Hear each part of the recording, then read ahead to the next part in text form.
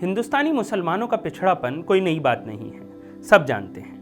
आमतौर पर माना जाता है कि उनका अल्पसंख्यक होना यानी कि उनका पॉपुलेशन में जो प्रोपोर्शन है उसका कम होना इसकी ख़ास वजह है। ये माना जाता है कि जो भी लोग माइनॉरिटी में होते हैं, अल्पसंख्यक होते हैं, वो पिछड़े होते हैं। लेकिन ये बात कहाँ तक सही है? अगर आप हिंदुस्तान की ही बात करें तो हिंदुस्तान में आपको सिख समाज दिखाई देगा, जैन समाज दिखाई देगा, आपको पारसी समाज दिखाई देगा। ये सब नंबर में मुसलमानों से कहीं कम हैं, और अगर आप इनकी प्रॉस्पेरिटी देखें, अगर आप इनका खुशहाल होना देखें, तो वो भारत के सबसे खुशहाल लोगों में शामिल होते हैं। पारसी जो कि 1 लाख से भी कम की आबादी के लोग हैं, वो हिंदुस्तान के कुछ सबसे अमीर लोग हैं, कुछ सबसे पढ़े लिखे लोग हैं और कुछ सबसे ज़्यादा जाने माने लोग हैं। फिर ऐसा क्या है जो मुसलमानों को पिछड़ा रखता है? आमतौर पे मुसलमान इसे दूसरों पर थोपते हैं, यानी कि इसके लिए कुछ पॉलिटिकल वजह बताते हैं, कभी कोई और वजह बताते हैं कि उनके पिछड़ेपन की वजह ये है या वो है। लेकिन आमतौर पर वो खुद की ओर नहीं देखते, खुद की तरफ नहीं देखते। अगर हम इसे समझना चाहते हैं तो सबसे पहले ज़रूरत है कि मुसलमान यहूद यानी कि ज्यूज़ की तरफ देखें। उन्हें समझना होगा कि ज्यूज़ जो कि दुनिया में अगर देखा जाए तो सबसे ज़्यादा जुल्म जिस एक कौम पर हुए हैं रिलीजियस कम्युनिटी के तौर पर, वो ज्यूज़ हैं। पिछले 2000 साल से जहाँ भी ज्यूज़ रहे उन पर जुल्म हुआ है। यहाँ तक कि कई बार बादशाहों ने, अलग अलग मुमालिक ने उन्हें कंट्रीज से निकाल दिया। आपको पता होना चाहिए 1290 में इंग्लैंड ने उन्हें अपनी कंट्री से निकाल दिया था। 1656 तक वो वापस नहीं आ सकते थे। कानून था कि वो इंग्लैंड में नहीं रह सकते। ऐसा ही कानून हिटलर ने बनाया था। ऐसे कानून अलग अलग मुमालिक में अलग अलग वक्त पर आते रहे। सन 70 में बाकायदा जेरूसलम पर रोमन एम्पायर ने एक हमला किया था और वहाँ पे सेकंड टेम्पल जिसे कहते हैं उसको नेस्तनाबूद कर दिया था, जिसे कि एक बहुत ही बड़ा सानहा माना जाता है अगर आप ज्यूइश हिस्ट्री के एतबार से देखें। लेकिन वहीं से एक ऐसी चीज़ हुई जिसकी वजह से आज तक ज्यूज़ दुनिया की सबसे खुशहाल कौम में से एक मानी जाती है। अगर आप उन पर कितने भी जुल्म करते रहें, लेकिन आप उनके बिना इस दुनिया का तसव्वुर अब नहीं कर सकते। हुआ क्या था? असल में सन 70 में जब सेकंड टेम्पल को नेस्तनाबूद किया गया, जेरूसलम पर कब्जा हुआ रोमन एम्पायर का, तो उसके बाद जो रिलीजियस स्कॉलर थे उन्होंने एक नई सोच दी। रिलीजियस स्कॉलर ज्यूज़ के, उन्होंने सोच दी कि जो भी ज्यू होगा, जो यहूद होगा, उसके लिए ज़रूरी है कि वो इतना पढ़ा लिखा हो कि वो तौरात को पढ़ सके, यानी कि जो उनकी रिलीजियस किताब है उसे पढ़ सके। ये अपने आप में काफ़ी मज़ेदार चीज़ है। उस ज़माने तक दुनिया की जितनी भी रिलीजन थी उसमें कुछ पुजारी या प्रीस्ट या इस तरीके के लोग होते थे जो कि रिलीजियस टेक्स्ट को पढ़ सकते थे या जो धर्म का ज्ञान रखते थे, बाकी कोई नहीं पढ़ सकता था। पढ़ाई लिखाई बहुत ही कम थी, ना के बराबर लोग पढ़े लिखे होते थे। ऐसे में एक रिलीजन आई जिसने कहा आपको अपने बच्चे को पढ़ाना ज़रूरी है, और अगर आपने अपने बच्चे को नहीं पढ़ाया तो आप हमारे धर्म के बाहर हो जाएंगे।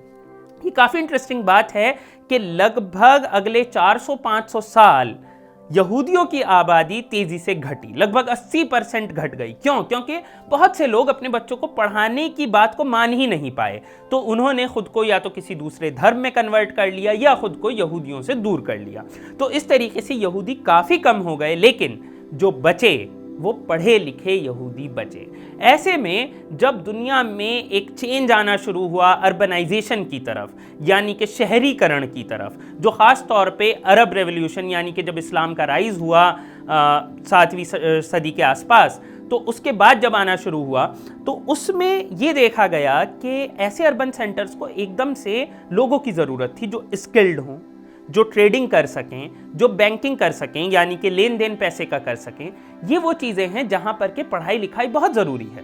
अगर आप किसी से लेन देन करेंगे तो आपको एक लिखा हुआ हिसाब किताब चाहिए, आपको बहुत चीज़ों के लिए एक दूसरे से ख़तो किताबत करनी है, आपको एक दूसरे मुल्क से ट्रेड करना है, आपको उसमें भी पढ़ाई लिखाई चाहिए। और आप इसे इस पस मंज़र में समझ सकते हैं कि सन 1500 तक भी वेस्ट यूरोप में जो आबादी थी 10% से कम, यानी कि 10% से कम लोग पढ़े लिखे थे।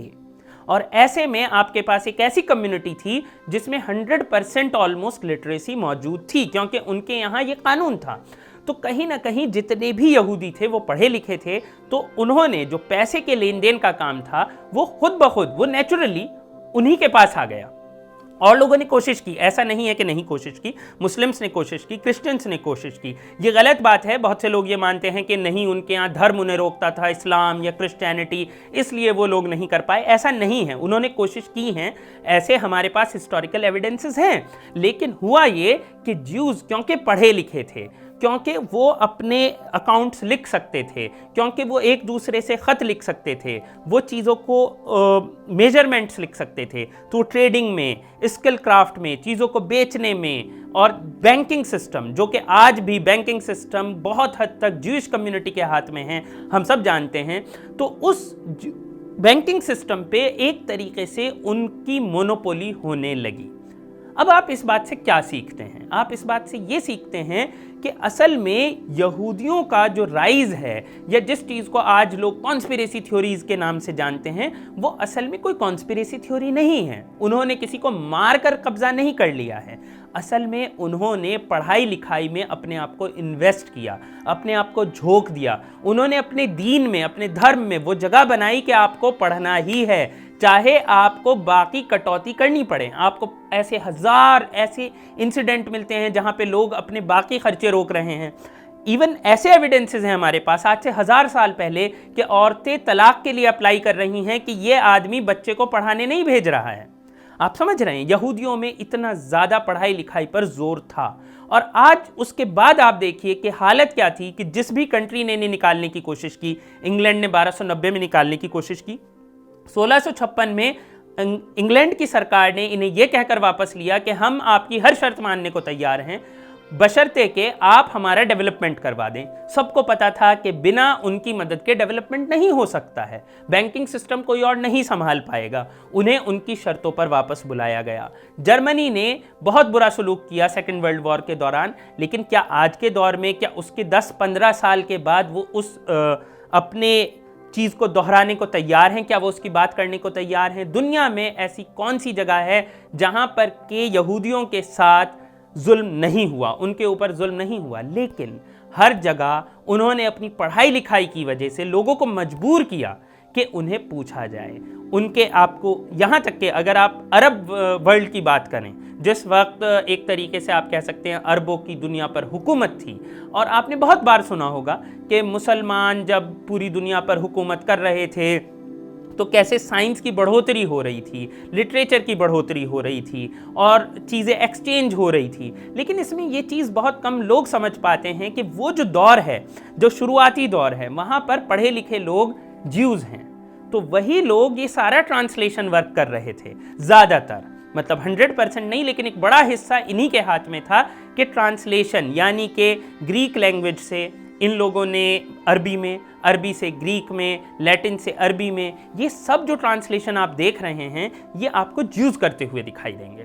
तो ज्यूज़ का होना हर जगह ज़रूरी था। यहाँ तक कि जो इस्लामिक एम्पायर्स कहलाती हैं उसमें भी ज्यूज़ की एक अलग इज्जत थी, बल्कि उन्हें पूरी आज़ादी मौजूद थी, क्योंकि उनका होना एम्पायर के होने के लिए ज़रूरी था।